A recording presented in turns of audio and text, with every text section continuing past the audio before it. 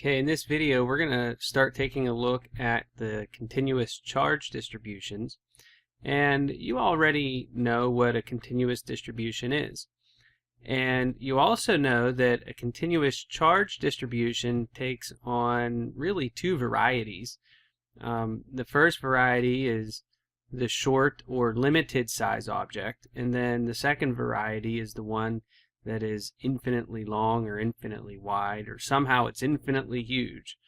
Okay, and that's what we're going to be taking a look at now. So in order to determine the potential difference, delta V, we really have two ways of doing that.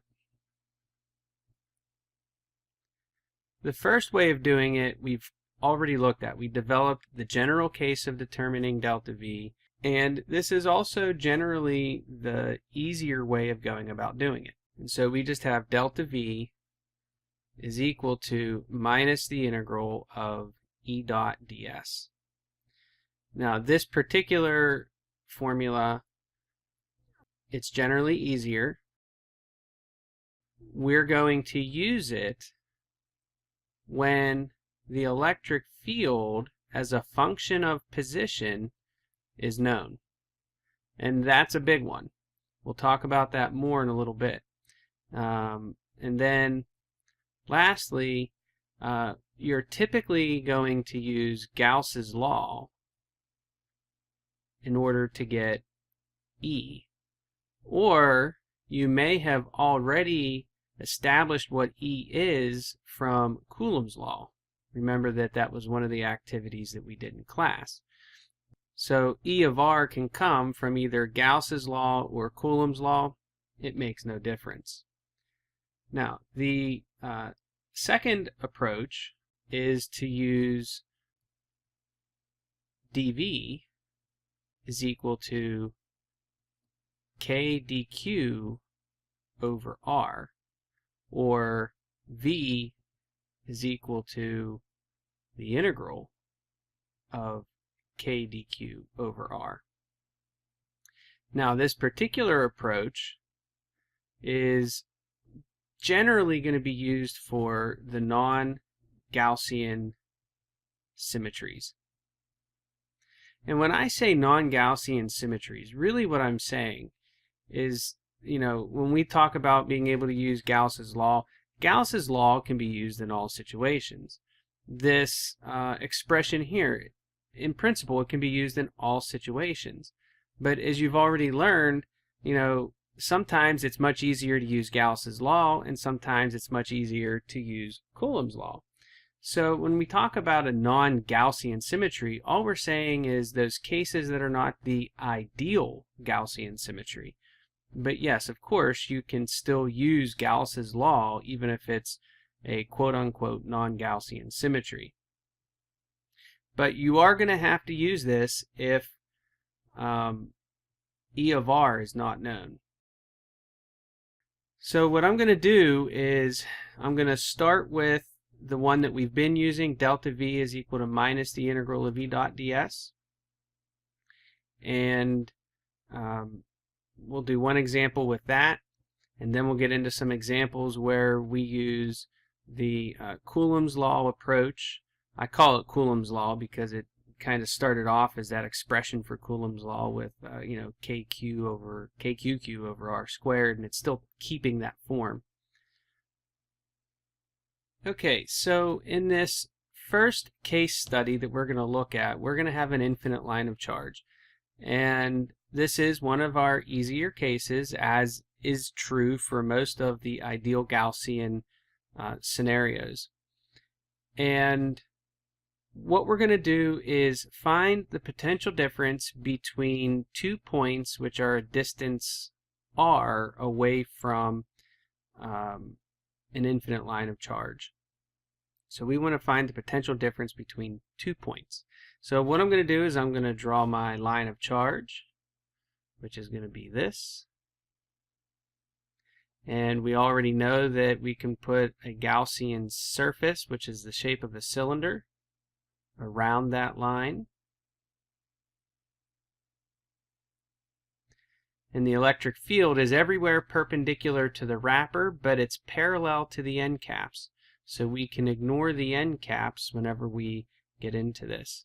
And we're looking for, we're at location A here, and maybe location B is here. But they have two different radii. Okay, so this is what's going to be used to establish our limits of integration. Notice I've drawn the Gaussian surface so that it's somewhere in between these 2 points, but the idea is that the R that we get from Gauss's law starts at A and it ends at B, or it's going to start at B and it's going to end at A. So in this problem, we're going to go from A to B, which, that's the logical way of going with it. So let's go ahead and just get this set up. So we're trying to find delta V between these 2 points. So delta V between those 2 points. And to get the problem started, we're going to start with our integral for delta V. And delta V is equal to minus the integral from A to B of e dot ds. Okay, so this should be coming very familiar to you by now. Okay, so this dot in the dot product, this is going to go away. And again, that seems to be the way we try to set these problems up. All right, now why does this go away?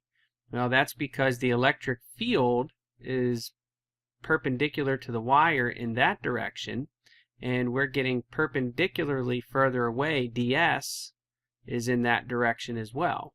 So they're entirely parallel, so we can lose the dot. So that means we get to write delta V is equal to minus the integral from A to B of e ds.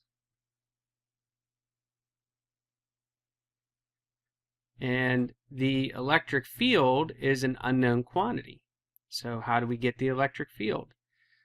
And we get it by deciding that this is an ideal Gaussian situation, and so we'll use Gauss's law.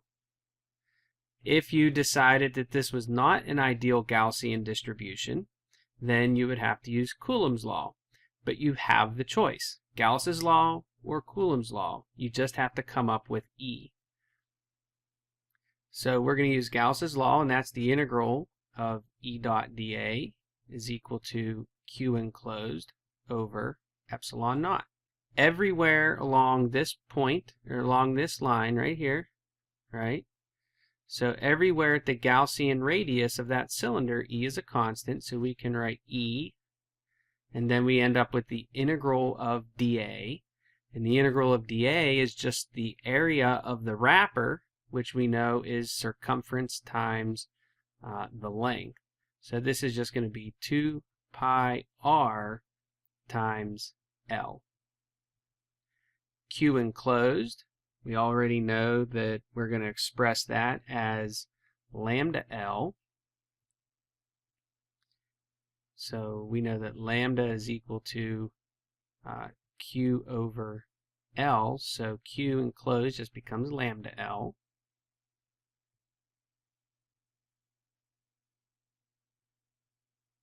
Over epsilon naught. And not surprisingly, the L cancels out, and E is going to be equal to lambda over 2 pi epsilon naught times R. So now we'll just substitute that in for E up here, and we're going to get delta V is equal to minus the integral from A to B of lambda over 2 pi epsilon naught times R, and ds, because it's going to be a radial direction, becomes dr. So all this stuff is constant. We'll pull it out. Delta V is equal to minus lambda over 2 pi epsilon naught times the integral from A to B of dr over r, and this is a really simple integral, so we get delta V is equal to minus lambda over 2 pi epsilon naught times the natural log of r evaluated from A to B. And so now we can rewrite this as delta V is equal to minus lambda over 2 pi epsilon naught times the natural log of B over A. And we have this minus sign out front here, which we could get rid of if we wanted to just by switching A and B here. That's one of our properties of logarithms. I'm not going to look at that right now, but we could do that if we chose to. And that's it. We have just found out how to determine the potential difference for an infinite line of charge.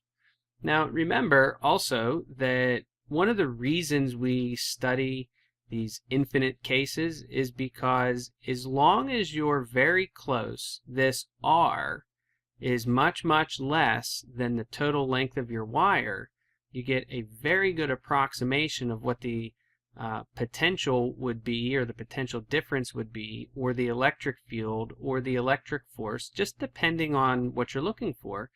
You get a really good approximation of what it is without getting into a lot of heavy-duty mathematics. In reality, nothing is infinitely long, and if you're looking for the ultimate in precision, then you have to go with the more appropriate method. Now, let's just go ahead and very quickly put just a few numbers to this so that you can get maybe a better sense of how this is all working. But let's just say that lambda is equal to 3 times 10 to the minus 9 coulombs per meter, that the radius at location A is going to be equal to 3 meters.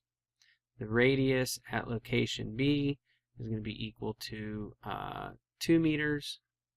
Sorry, A should be 2 meters and B should be 3 meters. Now, you put all this into your formula, and what you should get is that delta V is equal to minus 21.9 volts. Remember that these negative signs are always important, and that this negative sign here tells us that the potential decreased, and so just making sure that this makes sense, as I go from A to B, does the potential decrease? Well, it sure does. I'm getting further away. So it checks out and it is good.